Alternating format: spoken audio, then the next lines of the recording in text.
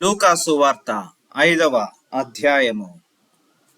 జనసమూహము దేవుని వాక్యము వినుచు ఆయన మీద పడుచుండగా ఆయన గిన్నెసరేతు సరస్సు తీరమున నిలిచి ఆ సరస్సు తీరమున రెండు దోణెలను చూచెను. జాలరులు వాటిలో నుండి దిగి తమ వలలు కడుగుచుండిరి.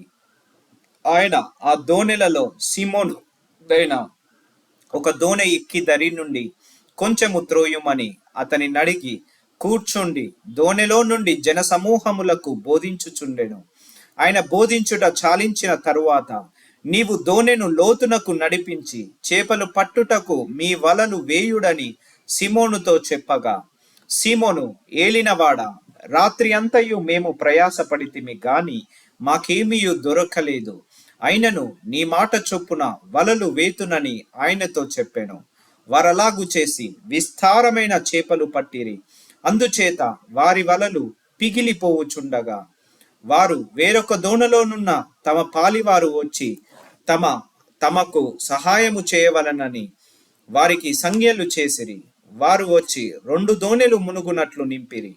సీమోను పేతురు అది చూచి యేసు మోకాళ్ళ ఎదుట సాగిలపడి, ప్రభువా, నన్ను విడిచిపోము, నేను పాపాత్ముడనని చెప్పెను. ఏలేనగా వారు పట్టిన చేపల రాశికి అతడును అతనితో కూడనున్న వారందరూ విస్మయమొందిరి. అలాగున సిమోనుతో కూడా పాలివారైన జెబెదయి కుమారులగు యాకోబును యోహానును విస్మయమొందిరి. అందుకు యేసు, భయపడకుము, ఇప్పటి నుండి నీవు మనుషులను పట్టువాడవై ఉందువని సీమోనుతో చెప్పెను. వారు దోణెలను దరికి చేర్చి సమస్తమును విడిచిపెట్టి ఆయనను వెంబడించిరి. ఆయన ఒక పట్టణములో నున్నప్పుడు ఇదిగో కుష్ఠరోగముతో నిండిన ఒక మనుష్యుడుండెను. వాడు యేసుని చూచి సాగిలపడి, ప్రభువా, నీకిష్టమైతే నన్ను శుద్ధినిగా చేయగలవని ఆయనను వేడుకొనెను. అప్పుడు ఆయన చెయ్యి చాపి వానిని ముట్టి, నాకిష్టమే, నీవు శుద్ధుడవు కమ్మని అనగానే కుష్ఠరోగము వానిని విడిచెను. అప్పుడు ఆయన, నీవు ఎవనితోనూ చెప్పక వెళ్ళి వారికి సాక్షార్థమై నీ దేహమును యాజకునికి కనుపరుచుకొని నీవు శుద్ధుడవైనందున అందుకు మోషే నియమించినట్టు కానుకలను సమర్పించుమని. అయితే ఆయనను గూర్చిన సమాచారము మరి ఎక్కువగా వ్యాపించెను. బహుజన సమూహములు ఆయన మాట వినుటకును తమ రోగములను కుదుర్చుకొనుటకును కూడివచ్చుచుండెను. ఆయన ప్రార్థన చేయుటకు అరణ్యములోనికి వెళ్ళుచుండెను. ఒకనాడు ఆయన బోధించుచుండగా గలిలయ యూదయ దేశముల ప్రతి గ్రామము నుండి యెరూషలేము నుండి వచ్చిన పరిసయ్యులను ధర్మశాస్త్రోపదేశకులను కూర్చుండి ఉండగా ఆయన స్వస్థపరుచున్నట్లు ప్రభు శక్తి ఆయనకుండెను. ఇదిగో, కొందరి మనుషులు పక్షవాయువు గల ఒక మనుషుని మంచము మీద మోసుకొని వానిని లోపలికి తెచ్చి ఆయన ఎదుట ఉంచుటకు ప్రయత్నము చేసిరి గాని జనులు గుంపుగూడి ఉండినందున వానిని లోపలికి తెచ్చుటకు వల్లపడకపోయెను గనుక ఇంటి మీద కెక్కి పెంకులు విప్పి మంచముతో కూడా యేసు ఎదుట వారి మధ్యను వానిని దించిరి. ఆయన వారి విశ్వాసము చూచి, మనుష్యుడా, నీ పాపములు క్షమించబడి ఉన్నవని వానితో చెప్పగా, శాస్త్రులను పరిసయ్యులను దేవదూషణ చేయుచున్న ఇతడెవడు? దేవుడొక్కడే తప్ప మరి ఎవడు పాపములు క్షమింపగలడని ఆలోచించుకొనసాగిరి. యేసు వారి ఆలోచనను లెరిగి, మీరు మీ హృదయములలో ఏమి ఆలోచించుచున్నారు? నీ పాపములు క్షమించబడి ఉన్నవని చెప్పుట సులభమా? నీవు లేచి నడువటమని చెప్పుట సులభమా?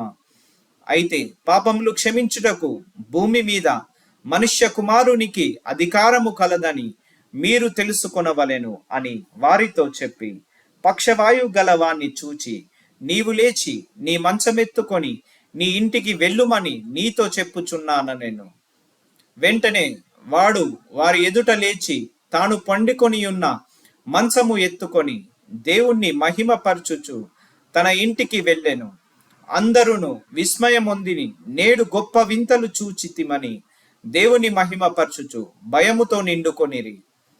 అటుపిమ్మట ఆయన బయలుదేరి లేవి అను ఒక సుంకపు మెట్టునొద్ద కూర్చుండి ఉండుట చూచి, నన్ను వెంబడించుమని అతనితో చెప్పగా అతడు సమస్తమును విడిచిపెట్టి లేచి ఆయనను వెంబడించెను.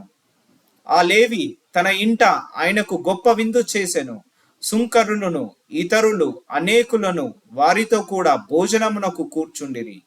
పరిసయ్యులను వారి శాస్త్రులను అనగా ఇది చూచి సుంకరులతోనూ పాపులతోనూ మీరేలా త్రాగుచున్నారని ఆయన శిష్యుల మీద సనిగిరి. అందుకు యేసు, రోగులకే గాని ఆరోగ్యము గల వారికి వైద్యుడు నక్కరలేదు. మారు మనస్సు పొందుటకై నేను పాపులను పిలువవచ్చి తిని గాని నీతిమంతులను పిలువ రాలేదని వారితో చెప్పెను. వారాయనను చూచి, యోహాను శిష్యులు తరచుగా ఉపవాస ప్రార్థనలు చేయుదురు, అలాగే పరిసయ్యులు శిష్యులను చేయుదురు గాని నీ శిష్యులు తిని త్రాగుచున్నారే అని చెప్పిరి. యేసు, పెళ్లి కుమారుడు తమతో ఉన్నంత కాలము పెళ్లి ఇంటి వారి చేత మీరు ఉపవాసము చేయింపగలరా? పెళ్లి కుమారుడు వారి యొద్ద నుండి కొనిపోబడు దినములు వచ్చును, ఆ దినములలో వారు ఉపవాసము చేతురని వారితో చెప్పెను. ఆయన వారితో ఒక ఉపమానము చెప్పెను. ఎట్లనగా, ఎవడును పాత బట్టకు క్రొత్త గుడ్డ మాసిక వేయడు. వేసిన ఎడల క్రొత్తది దానిని చింపివేయును. అదియును గాక కొత్త దానిలో నుండి తీసిన ముక్క పాత దానితో కలియదు. ఎవడును పాత తిత్తులలో కొత్త ద్రాక్షారసము పోయడు. పోసిన ఎడల కొత్త ద్రాక్షారసము తిత్తులను పిగుల్చును, రసము కారిపోవును, తిత్తులను పాడగును. అయితే కొత్త ద్రాక్షారసము కొత్త తిత్తులలో పోయవలెను. పాత ద్రాక్షారసము త్రాగి వెంటనే కొత్త దానిని కోరువాడెవడనూ లేడు. పాతదే మంచిదిన్నని చెప్పెను.